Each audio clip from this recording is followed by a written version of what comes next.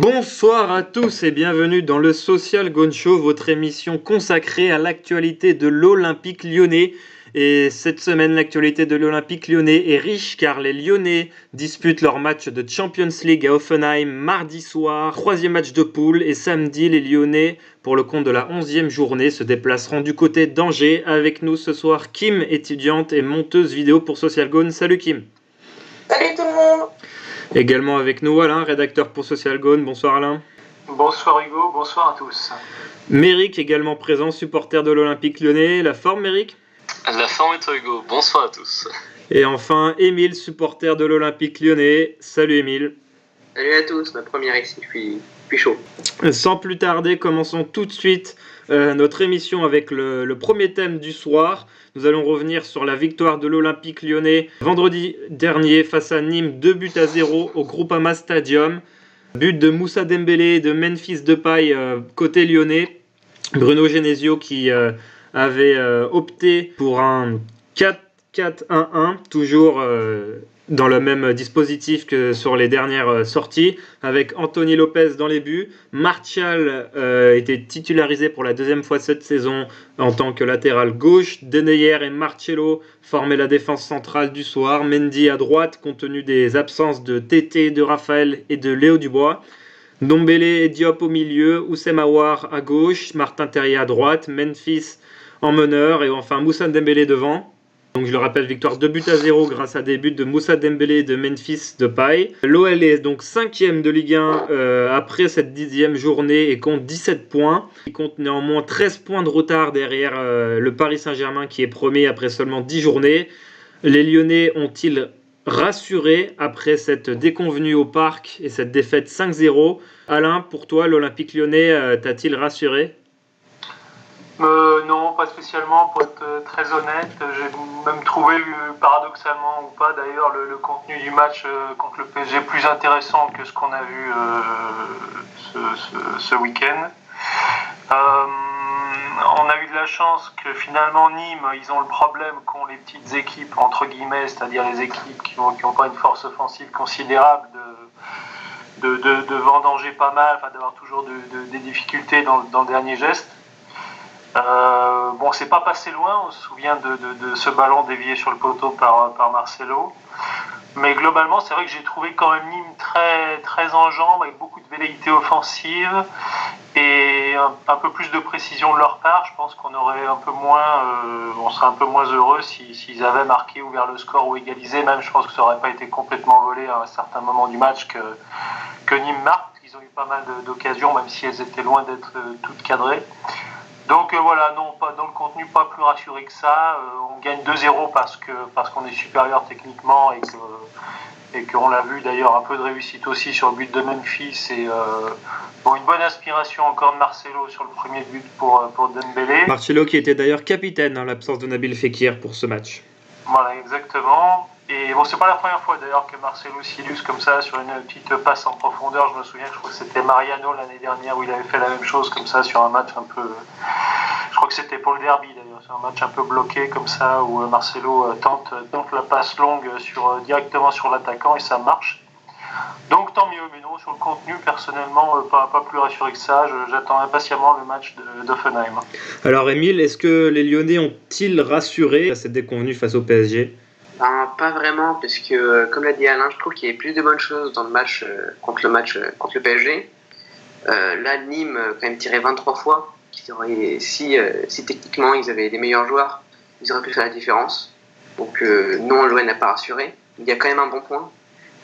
Contrairement au passé de l'OL qui souvent a du mal à gagner contre les petites équipes, cette fois on a réussi à gagner en concrétisant quelques occasions qu'on a eues. Je pense au match contre Caen par exemple où c'était plus compliqué. Là on a réussi à se mettre à l'abri.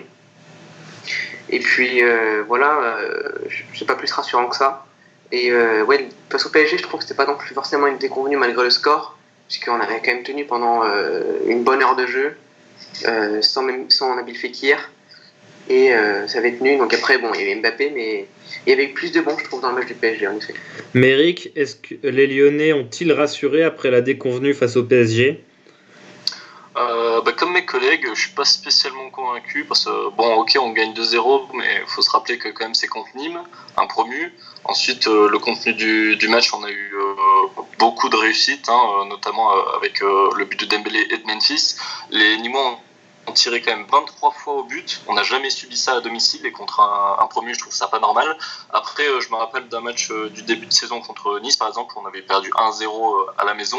Celui-là, on ne méritait pas de le perdre, mais là, pour autant, on ne mérite pas de gagner. Donc, pour moi, on mérite à peine le match nul sur ce match. Donc, clairement pas rassurant avant un déplacement à Hoffenheim. Alors Alain, tu as rédigé tes tops et tes flops pour Social Gone concernant donc la victoire de l'OL face à Nîmes. En top, tu as notamment mis Ndombele, Mendy et Marcelo. Peux-tu justifier ces 3 tops? Eh bien, écoute, Ndombele a encore été très très bon, je trouve. Mendy, je l'ai trouvé aussi plutôt en jambes sur son côté. Marcelo, pourquoi on m'a suggéré Denayer, ce qui était tout à fait recevable. Bon, Denayer a fait une petite erreur à un moment qui aurait pu être dangereuse, donc c'était un petit peu un petit malus pour lui sur ce point-là. Et puis surtout, comme je le disais tout à l'heure, Marcelo, il est quand même à l'origine du premier but. Et puis il dévie aussi ce ballon sur le poteau. Globalement, je trouve qu'il a quand même pesé sur le résultat de ce match. Donc Marcelo plutôt que Denayer pour ces raisons-là. Méric, qu'as-tu pensé de la prestation de Ferland Mendy en tant que latéral droit? Ferland Mendy, plutôt bonne. De toute façon, j'ai rarement été déçu par ses prestations, même si parfois je préfère celle de Tété. Mais globalement, je le trouve plutôt bon. Voilà, j'ai pas grand-chose à dire dessus. Il n'a pas fait spécialement d'erreur. Puis offensivement, il n'a pas spécialement apporté non plus, mais il a fait son travail de défenseur. Émile, est-ce que Marcelo t'a rassuré après ses dernières sorties moins convaincantes sous le maillot lyonnais? Satisfait au niveau de Marcelo.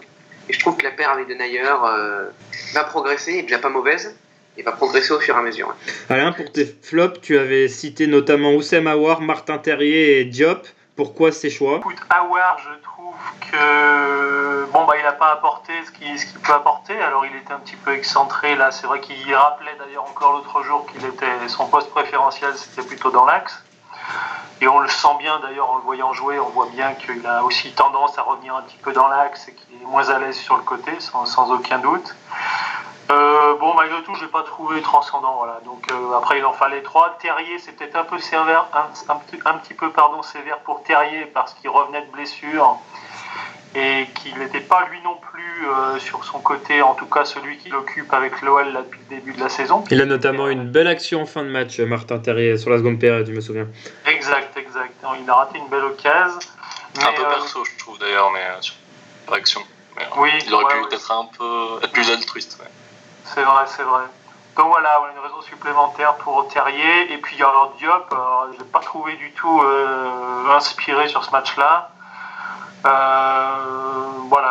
m'attendais mieux. Alors au début, je disais que Diop, il lui fallait peut-être un peu de temps de jeu pour le juger. Là, pour le coup, il a eu un peu de temps de jeu avec la suspension de Touzard et j'ai pas été bluffé par Diop, c'est le moins qu'on puisse dire. On aurait pu mettre aussi Lopez, qui malgré les 23 tirs nîmois nous a gratifié de quelques dégagements un peu... Quelques frayeurs dans son jeu au pied sur ses dégagements, Anthony Lopez, sur ce match-là. Je le soupçonne d'avoir pris des risques parce qu'à un moment, il fait un dégagement directement sur Marsal qui donne quasiment une occasion de but. Je ne sais pas si vous vous souvenez de cette action. Marsal fait un bon contrôle de la poitrine directement sur le dégagement de Lopez et il lance tout de suite, alors je ne sais plus qui c'est qui lance, si c'est Memphis ou Aouar. Et à l'arrivée, ça fait quasiment une occasion de but. Je me demande si Lopez s'est pas dit tiens, je vais essayer de l'autre côté, peut-être voir si ça marche, s'il y a moyen aussi de créer un décalage comme ça. Et c'est vrai que ça n'a pas trop marché et du coup, ça n'a pas plaidé pour lui, quoi. Bon, malgré tout, il fait quand même une clean sheet. Moi, ça justifiait pas le flop, quoi. Il y a pas assez, c'est pas non plus une bourde qui nous coûte un but, quoi. Un joueur a brillé face à Nîmes, c'est Memphis Depay qui a marqué le deuxième but lyonnais qui a scellé donc cette victoire vendredi dernier. Gianluigi Buffon, invité hier soir du Canal Football Club sur Canal+, a déclaré à son sujet que Memphis Depay est le joueur qui a le plus impressionné impressionné, qui l'a le plus impressionné depuis qu'il est arrivé en France.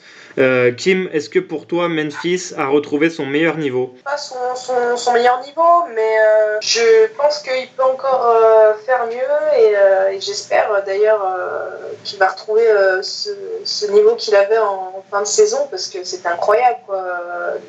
Les matchs qu'il a enchaînés en toute fin de saison dernière. Donc je pense pas qu'il est encore à son bon niveau. Peut-être qu'il faudrait qu'il se booste encore un petit peu. Mais je pense que ça va le faire rapidement. Méric, pour toi, Memphis a-t-il retrouvé son meilleur niveau? Pas encore, je pense qu'on en attend encore plus. Comme l'a dit Kim, la fin de saison dernière, il était extraordinaire. C'est quand même lui qui nous a permis de nous qualifier en Ligue des Champions. Mais je pense qu'au fur et à mesure des matchs, il va petit à petit retrouver son niveau, être vite décisif. Enfin, ça vaut mieux beaucoup l'attendre de toute façon, notamment ceux qui ont pris Memphis dans MPG, alias mon petit gazon, n'est-ce pas mon cher Hugo, pour les intimes. Mais non, j'espère qu'il va retrouver son meilleur niveau. Un autre match a lieu cette semaine et est tout aussi important pour l'Olympique lyonnais. C'est donc demain soir l'OL qui se déplace en Allemagne du côté d'Hoffenheim pour cette 3e journée de Ligue des Champions déjà. Dans ce groupe F, l'OL est leader avec 4 points. Les Allemands, eux, sont derniers avec seulement 1 point récolté. Bertrand Traoré était en conférence de presse il y a quelques minutes, donc en Allemagne, et a déclaré qu'une victoire face à Hoffenheim ne mettrait pas Lyon à l'abri car il reste encore 4 matchs, mais si l'OL gagne demain, cela sera décisif pour notre qualification. Alain, Lyon est-il favori demain soir en Allemagne? Favori, sur ce qu'on a vu jusqu'à présent, je ne me hasarderai pas à dire qu'on est favori. J'ai envie de dire un partout balle au centre là-dessus. C'est vrai, Traoré a raison de souligner qu'il a raison. Moi, je pense que si on gagne demain, on est effectivement très bien placé. On va recevoir Hoffenheim derrière.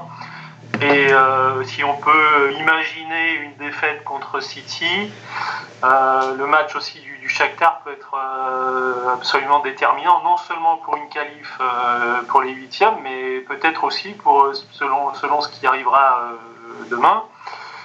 Peut-être aussi pour pas se retrouver Fanny et aller quand même chercher l'Europa League. Moi, je me méfie quand même beaucoup de ce match. Alors, je sais pas ce qu'ils ont fait dernièrement là, Hoffenheim. Je sais pas si vous avez vu s'ils ont gagné ou pas, mais j'entends dire que le Traoré disait qu'on avait gagné effectivement contre Nîmes et que c'était bon pour la confiance. Bon, sur le contenu du match, on n'y revient pas, mais c'est vrai que j'espère qu'ils seront capables de mieux face à Hoffenheim. Donc voilà, moi j'attends de voir ce match avec curiosité aussi parce que c'est vraiment un match qui va déterminer la suite de la compétition et de notre objectif réel dans cette Ligue des Champions, moi je trouve. Si on perd pas là-bas, je parle même pas de gagner, mais si on fait match nul là-bas, on peut envisager de les battre derrière, on peut vraiment envisager pour moi une qualif en 8e. Si on perd là-bas, par contre, j'ai peur que ça se gâte. On me dirait que ça fait qu'un point entre un nul et une défaite, mais psychologiquement ça peut jouer aussi. Donc voilà, mais pour moi, clairement, si on gagne là-bas, on est quand même très très bien pour la suite, quoi. Kim, pour toi, Lyon est-il favori demain soir face à Hoffenheim? Peut-être pas favori, non, mais je pense qu'on peut faire un résultat là-bas et comme Traoré le disait en conf, je pense que si on récupère les 3 points, ce sera bien notre avantage. Après, je tiens à le dire, certes, on prendrait un avantage avec cette victoire à l'extérieur, mais rien n'est fait à domicile parce qu'on sait, l'OL ne tient pas forcément la route à domicile. On prend souvent les choses déjà, on va dire, acquises alors qu'elles ne sont pas du tout acquises. Donc, je pense que contre Hoffenheim, on peut faire un match. En plus, dernièrement, il me semble que le week-end dernier, Hoffenheim a gagné. Et la journée encore d'avant, ils avaient perdu. C'est, on va dire, pas forcément le même niveau que l'OL, mais ils sont un petit peu entre les deux en ce moment. C'est peut-être justement une occasion de les enfoncer et de pouvoir gagner à l'extérieur, et ce serait 3 points à prendre en Ligue des Champions. Émile, même question, est-ce que pour toi Lyon est favori demain soir? Pour moi, oui, l'OL est favori. Pas forcément, favori plutôt d'une courte tête, mais c'est quand même favori parce que déjà Offenheim est 8e. Ils font pas vraiment un très bon début de championnat. C'est une mauvaise défense. Leur dernier clean sheet, ça remonte quand même à avril dernier, pour dire. Donc c'est une équipe qui prend pas mal de buts. Même s'ils ont fait un bon résultat ce week-end en gagnant 3-1. Ça reste une équipe, je pense, inférieure à Lyon, qui a de bien meilleurs joueurs et qui, dans des matchs importants, a su se montrer, comme City par exemple, ou l'année dernière. Donc pour moi, Lyon est favori. Oui. Un poste fait débat pour demain soir, c'est le poste de latéral droit. Raphaël est blessé pendant un mois. Tété n'a plus joué sous le maillot lyonnais depuis un bon moment. Et Léo Dubois est également souffrant. D'ailleurs, Raphaël et Léo Dubois ne font pas partie du groupe choisi par Bruno Genesio pour ce déplacement à Offenheim. Kenny Tété compte une seule titularisation depuis février 2018. Il n'a donc aucun match cette saison avec l'OL. Il a seulement disputé ceux avec sa sélection. Il a notamment été très bon face à la France au Stade de France avec une passe décisive délivrée. Mais Eric, pour toi, qui doit être titularisé à droite face à Offenheim? Est-ce Ferland Mendy dans la lignée du match, de son bon match d'ailleurs face à Nîmes, ou alors tout changer et mettre Kenny Tété alors qu'il n'a pas joué encore cette saison? Alors moi à droite je regretterais un peu toujours Raphaël parce que pour moi je le trouve extraordinaire et très offensif, surtout je trouve qu'il nous apporte beaucoup offensivement. Après qui de Mendy ou Tété, je vois mal Genesio sortir Mendy, surtout après les matchs qu'il a fait, puis je le vois mal laisser la chance à Tété quoi. Donc pour moi ça sera Mendy titulaire. Après pourquoi pas laisser Tété la chance à Tété, voir un peu ce qu'il vaut encore quoi. Après, Tété a rarement déçu sous le maillot lyonnais. On se souvient tous, enfin moi en tout cas je m'en souviens de son superbe match face au Paris Saint-Germain au Parc l'année dernière où il avait vraiment éteint Neymar à lui tout seul sur son face-à-face pendant 90 minutes. Pour toi Alain, Bruno Genesio doit titulariser le jeune néerlandais ou alors le jeune français demain? Non, je suis plutôt partisan du jeune français pour le coup, même si j'aime bien Tété effectivement. Ça a plutôt pas trop mal marché là, malgré les occasions nîmoises. Mendy à droite. Donc c'est quand même encore une fois un match si on le gagne vraiment, si je dis pas de bêtises, on est à 7 points. 7 points, c'est donc, ça. D'après mon calcul, c'est ça. Hein, ouais, on a 4 points pour l'instant. L'OL a 4 points pour l'instant et en cas de victoire demain soir, l'OL compterait 7 points après 3 journées. Et donc si on gagne un prochain match, on est à 10. Et selon ce que je disais dans un précédent podcast, à 10, on est qualifié en 8e à 90 ou 95%. Alors à 95% là. 95%, bon bah voilà. Donc visons ces 10 points, donc ça veut dire ne prenons pas trop de risques demain. Là, si jamais Tête se trouvait demain, je pense que le pauvre on le reverrait pas de la saison, parce que Genesio lui pardonnerait pas. Donc voilà, non, je jouerai la sécurité pour demain, je laisserai plutôt Mendy quoi. Émile, pour toi, Mendy ou Tété demain soir à droite? Ouais, déjà moi je regrette un peu le recrutement de Léo Dubois parce qu'il n'a jamais vraiment été très bon sous le milieu de l'OL. Alors qu'on avait déjà Raphaël et Tété. Il a notamment marqué Léo Dubois lors du dernier match de Champions League face au Shakhtar. En défense, c'était une passoire. Bon, ça compense un peu, mais voilà. Mais Tété l'année dernière, je trouve pas qu'il est vraiment déçu. Il était quelques fois irrégulier, mais il n'a pas été très mauvais. Tu as mentionné son match contre le PSG, aussi au match contre Bordeaux. Et même en sélection, il est très très bon. Bordeaux, il avait notamment marqué, on s'en souvient, au Groupama Stadium, son premier but. Donc je comprends pas vraiment pourquoi il est sous-utilisé. Et donc pour moi, ce serait Tété à droite et on remettrait Mendy à gauche, qui est meilleur à gauche quoi qu'il arrive. Et je rappelle quand même que contre City, à la surprise générale, Genesio avait titularisé Pape Diop, qui n'avait été titularisé, je crois, depuis Montpellier en Coupe de la Ligue, quelque chose comme ça. Donc c'était une surprise. Ça sortait un peu de nulle part. Donc je vois pas pourquoi il ferait pas ça avec Tête, qui pour moi est une meilleure alternative que Mendy à droite. Kim, pour toi, demain, Mendy ou Tété à droite? À droite, pourquoi pas Tété, et à gauche tout simplement Mendy, parce que Marsal à gauche, je suis pas fan. Donc pourquoi pas en fait les deux titulaires tout simplement demain soir. Après on connaît notre Genesio national. Est-ce qu'il va justement essayer de changer les choses un peu à la dernière minute et mettre en place Tété à droite? Parce qu'en effet il n'a pas été décevant. Moi quand j'étais allé le voir contre Bordeaux l'année dernière, il avait fait un très bon match contre Paris aussi. Et je vois pas pourquoi on est allé le chercher aussi loin pour pas le faire jouer derrière, quoi. C'est tellement dommage de perdre un jeune talent comme ça, quoi. Alors, si je résume, il y a seulement toi, Kim, qui pense que Kenny Tété sera titulaire demain soir. Moi aussi. Je l'espère. Émile aussi ?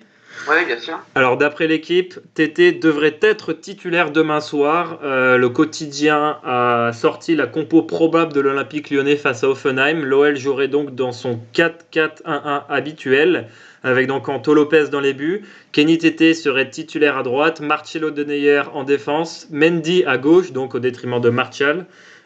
Touzard Ndombele au milieu de terrain, Traoré à droite, Aouar à gauche, Memphis dans l'axe et donc Moussa Dembélé en tant que buteur. Alain, pour toi, est-ce la bonne compo pour inquiéter les Allemands ?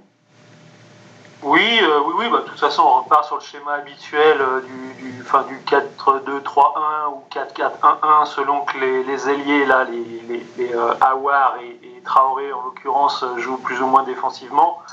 Enfin, en gros, c'est le même schéma. Donc, moi, je pense que de toute façon, c'est pas le moment de tout chambouler. Je vois pas Genesio non plus prendre trop de risques là-dessus. L'équipe annonce Tété, tant mieux pour Tété. Après, l'équipe, hein, tu sais, pour l'équipe, l'OL vaut 400 millions, donc faut se milliers de ce qu'ils racontent. Ils ont juste oublié le prix du stade dans leur évaluation. Ouais, non, mais bon. Mais sinon, moi, ça me convient tout à fait. Diop n'a pas été bon, donc ça me paraît légitime de le remplacer par Touzard. Dombélé, il est indéboulonnable. Maintenant, ça, c'est acquis. Aouar à gauche, écoute, même s'il est meilleur dans l'axe, malheureusement, il nous faut quand même quelqu'un à gauche. On pourrait toujours tenter Terrier, mais bon, j'imagine pas la chose en Ligue des Champions de la part de Genesio. Surtout qu'Aouar a retrouvé un bon niveau quand même ces derniers temps. Ouais, moi j'attends, mais je suis peut-être trop exigeant, j'attends plus de lui, j'attends vraiment des passes D, j'attends vraiment qu'il fasse la différence, quoi. Mais bon, il a le talent pour ça, donc je suis pas inquiet, c'est juste une histoire de circonstances, je pense. Donc tu disais que Dembélé serait en pointe, hein, c'est ça ? C'est ça, Memphis derrière lui et Moussa Dembélé en pointe dans la lignée de son dernier match face au Shakhtar où il avait notamment marqué malgré quelques ratés en Champions League. Ouais, d'ailleurs il y a un ou deux podcasts de ça, je disais que je voulais attendre un peu par rapport à Dembélé parce qu'il ratait des occasions et tout. Bon, alors vas-y, donne-nous ton avis maintenant. Là on est fin octobre, il va falloir qu'il règle la mire, quoi, parce que c'est vrai que contre Nîmes, s'il marque pas son but, il est flop direct, quoi. Il est flop parce que voilà, c'est pas possible de rater autant d'occasions. Heureusement qu'il y a cette passe de Marcelo. Je sais pas, là je le trouve encore là. Je veux bien lui laisser un peu de temps, mais bon, c'est vrai que la patience n'est pas la première de mes qualités non plus. Donc j'attends quand même qu'il en plante un ou deux. Là, s'il peut en planter un ou deux contre Hoffenheim, moi ça me va, quoi. Il a Memphis derrière lui quand même, c'est pas dégueulasse. Donc voilà, j'attends mieux de Dembélé sur ce qu'il nous montre là depuis qu'il est arrivé. Maintenant, ça fait deux mois, quasi 3 mois, 2 mois et demi que le championnat est commencé, que la saison est commencée. Il faut vraiment se mettre à niveau et arrêter de vendanger parce que c'est pas possible, quoi, de rater autant. S'il rate plein d'occasions comme on a vu contre Nîmes, s'il recommence contre Hoffenheim, va falloir peut-être falloir faire quelque chose, le mettre sur le banc, remettre Memphis devant, mais voilà, je lui souhaite de trouver la mire et de planter contre Hoffenheim en tout cas. Méric, d'après l'équipe et donc sa compo probable, est-ce que celle-ci te plaît ? Oui, elle me plaît, hein. De toute façon le 4-1-1, c'est bien ça, oui c'est bien ça. C'est ça Méric, même si t'es pas très fort en maths, c'est ça. Effectivement, nous sommes dans des études de journalisme, alors voilà, littéraire d'abord. Mais oui, on a vu de toute façon que ça avait marché auparavant. Après, pour moi, il manquera toujours Fekir, bien évidemment, mais malheureusement blessé. Et puis après, comme Alain, j'attends que Dembélé soit tout simplement plus tueur devant le but, parce que déjà contre le Shakhtar, j'en avais voulu parce qu'on pouvait mener 1-0 bien avant qu'on soit mené nous 0-2. Donc un Dembélé plus tueur et un Memphis en forme devrait faire l'affaire. Émile, ton avis sur cette compo probable annoncée par l'équipe ? Moi, je suis à moitié satisfait, c'est-à-dire que le 4-4-1, évidemment, ça fonctionne. Je vois pas l'intérêt de tout changer maintenant. Mais j'aime pas vraiment cette idée de mettre Memphis en 9 et en faux numéro 9. Je préfère vraiment Memphis en pointe. Déjà parce que Dembélé, il rate beaucoup d'occasions et ça nous a apporté préjudice plusieurs fois. Et puis parce que l'année dernière, Memphis, c'est comme ça qu'il est devenu excellent, en étant en pointe. C'est pour ça aussi qu'il n'est pas à son meilleur niveau maintenant, parce qu'il joue plus à gauche, plus derrière l'attaquant. Donc moi, je préférais avoir un Memphis buteur, simplement. Et en neuf, pardon. Et donc pourquoi pas avoir quelque chose comme un 4-3-3 ou un 4-4-1-1 avec avoir sur le côté gauche et Traoré à droite et Dembélé sur le banc qui pourrait rentrer en fin de match. L'OL qui joue donc demain son 3e match de poule en Champions League à Hoffenheim à 20h45, mais les Lyonnais se déplaceront également samedi à Angers pour le compte de la 11e journée de Ligue 1 à 17h. Cette rencontre sera à suivre en exclusivité sur Canal+. L'OL peut-il réaliser une semaine parfaite en s'imposant face à Hoffenheim et également face à Angers ? Nous vous avons posé cette question via un sondage depuis notre page Facebook SocialGone. Vous avez été près de 451 personnes à voter et à 86% vous pensez que la Team OL est capable de réaliser cette semaine parfaite, donc en s'imposant face à Hoffenheim et face à Angers. Pour toi, Kim, est-ce que tu fais partie de ces 86% de oui ? Oui, je pense que ce serait bien de réaliser cette semaine parfaite comme on l'a faite contre Manchester City, puis c'était l'OM. Pourquoi pas, c'est largement faisable, c'est pas non plus des gros cadors. Angers peut être un piège pour nous parce qu'ils ont gagné contre le LOSC, contre Monaco, même si Monaco est un peu en déprime en ce moment. Mais il ne se cache pas justement face au gros.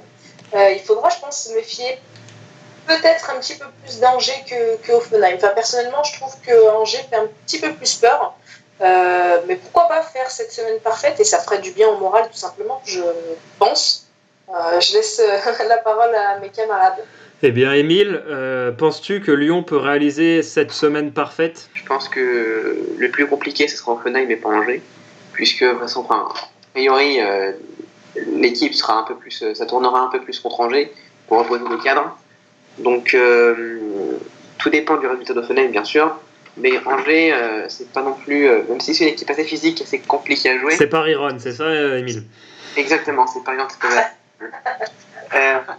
C'est une équipe qui a fait qu'une seule victoire à domicile depuis le début de l'année. C'est bien, t'as fait tes stats. Exactement, je peux dire préparé. Sur 5 matchs, c'est pas beaucoup, c'est assez mauvais. Donc, c'est une équipe techniquement qui est assez faible. Offensivement, depuis qu'ils ont vendu Toko et Gambi, il n'y a plus grand monde. Donc, techniquement, l'OL est devant, l'OL est dessus. Donc, pour moi, l'OL a largement la capacité de battre Angers. Donc, tout dépendra par contre du match contre Hoffenheim, bien sûr. Alain, cette semaine. Ah, pardon, Kim, vas-y. Juste au niveau, je te contredis un petit peu, mais là-dessus, je suis pas trop d'accord parce que Angers, je pense qu'il va falloir se méfier parce qu'on se fait souvent manger par les petits. Donc il faudra vraiment se méfier d'Angers parce que. C'est vrai qu'il est un peu prétentieux, Émile, dans son discours. Non, mais je pense que Angers a largement la capacité de nous manger au vu. Nous, de nos réalisations, comme on le disait tout à l'heure, Dembélé qui est pas si efficace que ça devant les buts. Je pense qu'on pourra, on en reparlera, mais il va falloir assurer contre Angers. Alain, cette semaine parfaite est-elle accessible pour les Lyonnais ? Oui, je pense qu'elle est accessible. Bon, le résultat est un peu moins clair sur Twitter. Le sondage était à 70% de oui et 30% de non, mais bon, globalement, la tendance est favorable. Ouais, la tendance est très favorable. Bon, après, les matchs ne se jouent pas sur les sondages Twitter ou Facebook, malheureusement. Ah, sinon l'OL serait champion, peut-être. Ah bah si on serait à l'aise, quoi. Paris relégué. mais voilà, quoi. Donc, non, c'est largement faisable. Enfin, largement. Le match, effectivement, de demain sera absolument déterminant à Hoffenheim. Angers, vous avez tous les deux raison en fait, quoi, parce que l'OL est tellement inconsistant qu'on peut très bien leur mettre 3-0 comme on peut très bien se manger un 2-1 et repartir. Le seul truc, c'est qu'on a déjà tellement grillé de jokers. J'imagine pas qu'on en grille encore en allant perdre à Angers par exemple, quoi. Sinon c'est mort, faut arrêter. Enfin, je sais pas, faut changer le coach, changer quelque chose, mais si on gagne pas là-bas, c'est à désespérer, quoi. Donc voilà, donc je pense que c'est tout à fait faisable. Et puis d'ailleurs, si pour rebondir aussi sur ce qui était dit juste avant sur la compo, si jamais Dembélé était mauvais, n'était pas satisfaisant demain contre Offenheim, j'aime bien l'idée aussi de remettre Memphis dans l'axe, effectivement, pourquoi pas à Angers, et d'avoir par exemple un Terrier à droite, un Terrier à gauche, un Traoré à droite, et puis derrière Memphis de mettre Aouar, puisque sa position préférentielle c'est dans l'axe. Donc pourquoi pas Aouar selon ce qui se passera à Offenheim, mais je suis d'accord avec le résultat des sondages, globalement. C'est non seulement que c'est possible, mais c'est surtout qu'on doit le faire. Parce que si on ne le fait pas, encore une fois, on peut s'exposer à de mauvaises surprises par la suite. L'OL qui est donc 5e en Ligue 1 avec 17 points après 10 journées passées. Et pour finir cette émission, cette 4e émission, nous allons revenir sur la convocation de Tanguy Ndombélé en équipe de France. Pour toi, Méric, est-ce que le jeune milieu de terrain lyonnais a réussi son intégration en bleu ? Alors pour moi, c'est un grand oui, parce que Tanguy Ndombélé n'a pas joué longtemps contre l'Islande, et pourtant il est à l'origine du 2-1. Alors il a joué 15 minutes face à l'Islande à peu près, mais beaucoup moins face à l'Allemagne. Oui, voilà, c'est quand même pas grand chose, quoi. Et en si peu de temps, je trouve qu'il s'est quand même bien défendu, et il a surtout beaucoup montré sur le terrain, notamment comme je disais sur le but du 2-1 face à l'Islande, alors qu'on était mené 2-0 face à l'Islande qui s'est pris 6-0 contre je sais plus quelle équipe. C'était vraiment bien parti. C'est lui qui fait la récupération de balle, qui se bat pour prendre le ballon, et ensuite c'est Mbappé qui termine bien évidemment le travail. Mais je trouve qu'il a montré énormément en 15 minutes, donc pour moi, c'est peut-être il a peut-être un grand avenir au sein de l'équipe de France. Kim, pour toi, Ndombélé a montré du caractère sur ses premiers pas en bleu ? Complètement, ouais. On a retrouvé, moi personnellement, j'ai retrouvé le Tanguy Ndombélé de l'OL qui lâche pas l'affaire et qui s'est donné encore une fois à 100% sur le terrain malgré le peu de temps qu'on lui a accordé. Mais il a été pour moi efficace et très intéressant avec l'équipe de France. Ah là, on peut parler d'une intégration réussie pour Ndombélé sous ses premiers pas bleus. Es-tu d'accord avec cela ? Ouais, carrément. Même au-delà de ce que j'imaginais, j'avais dit précédemment que je pensais que j'étais pas certain que Deschamps le ferait jouer. Bon, il l'a fait jouer. Non seulement il a joué, mais en plus il a brillé, quoi. Donc c'était en un quart d'heure, on est passé de c'est pas que grâce à Ndombélé, pas exagérer non plus, mais enfin on est passé effectivement de 0-2 à 2-2. Donc si tu fais comme au hockey, tu mets des points, des plus, des moins quand les mecs sont sur le terrain ou pas, lui il a plus 2 par exemple. Tu vois. Donc très intéressant à ce niveau-là. Bon, j'attends après voir la suite parce qu'il bénéficie aussi de l'absence de Tolisso notamment et autres. On l'a pas vu contre l'Allemagne d'ailleurs, je crois. J'ai pas vu le match de l'Allemagne, mais je crois pas qu'il ait joué. Donc une minute ou deux. Il est entré en fin de match, vraiment 1 ou 2 minutes sur le terrain. Ouais, d'accord. Donc voilà, mais s'il continue sur sa lancée en championnat, je pense que Deschamps aura du mal à le sortir du groupe de toute façon, même si j'imagine bien qu'il ne s'embarrasse pas de ce genre de considération, mais malgré tout, légitimement, Ndombélé a tout à fait sa place dans cette équipe de France, si ce n'est en titulaire, au moins dans le groupe, quoi. Donc voilà, mission pleinement réussie pour les débuts de Ndombélé avec les 1. Émile, pour toi, Ndombélé peut-il être de nouveau sélectionné lors du prochain rassemblement bleu en novembre ? Pour moi, oui, puisqu'il y a une place à prendre au milieu qui est celle de Tolisso. Et au vu de ce qu'il a fait, je pense que Deschamps n'aura pas trop de doutes. Déjà, Adrien Rabiot s'est grillé. Je vois pas vraiment qui pourrait prendre à la place de Tanguy Ndombélé, sachant ce qu'il a fait. Morgan Sanson, également, avec ses prestations plutôt bonnes avec Marseille, peut également prétendre à cette place. Ouais, mais je pense que pour l'instant, je dirais pas qu'il est intouchable, ça serait trop fort comme terme, mais il a vraiment montré des bonnes choses. Et sur le court terme, je pense que cette place de Tolisso, elle est pour lui. Alors il faudra voir quand Tolisso reviendra, ce qu'il en sera. Mais pour l'instant, il a tout approuvé, il a déjà montré de très bonnes choses. Et je pense que c'est placé pour lui. Sachant que le match contre l'Uruguay, le match amical, c'est un match qui pourrait lui convenir. C'est une équipe assez défensive. Il sait jouer comme ça à Lyon, donc il a tout intérêt à l'appeler, je pense, Didier Deschamps. Cette 4e... Ouais. Pardon de te couper, mais tu évoques Morgan Sanson parce que pour des raisons particulières ou... Non, il a notamment marqué hier, mais il réalise comme un bon début de saison, mais surtout la saison précédente. On parle souvent de lui comme l'une des pistes Au milieu de terrain en bleu, il est souvent cité par de nombreux médias. Voilà, c'est un joueur comme un autre. J'aurais pu également citer Oussem Aouar, voilà, Lucas Touzard. Ce sont les milieux qui reviennent le plus souvent lorsqu'on prétend à l'équipe de France à l'heure actuelle. C'est tout. Très franchement, moi je les aime bien tous. Même Morgan Sanson, je pense que c'est un bon joueur. Mais enfin, Dombele à côté, c'est... il en mange 3 au petit-déj des Morgan Sanson, quoi. Enfin, j'arrive même pas à... Au-dessus. Au-dessus, il est clairement au-dessus. Mais clairement. Donc, Sanson, Touzard, n'en parlons pas. Enfin, moi, j'aime bien aussi Touzard, mais bon, enfin, tu vois les matchs de l'OL, bon, voilà, quoi. Enfin, voilà. Donc, non, ça m'a un peu surpris. C'est pour ça que je faisais la remarque. Je me demandais si tu disais ça aussi, parce qu'on sait que Deschamps aime bien aussi faire venir des Marseillais, même s'ils ne sont pas toujours au top. Donc ça pour moi c'était limite un argument plus recevable que le seul niveau de Morgan Sanson qui est bon, mais qui de là à remplacer ou à prendre la place d'un Dombele en équipe de France, là franchement personnellement je comprendrais pas. Mais bon, voilà, à voir. Cette 4e émission du Social Goon Show est désormais terminée. Je voudrais vous remercier pour avoir participé à ce débat, Émile notamment pour ta première.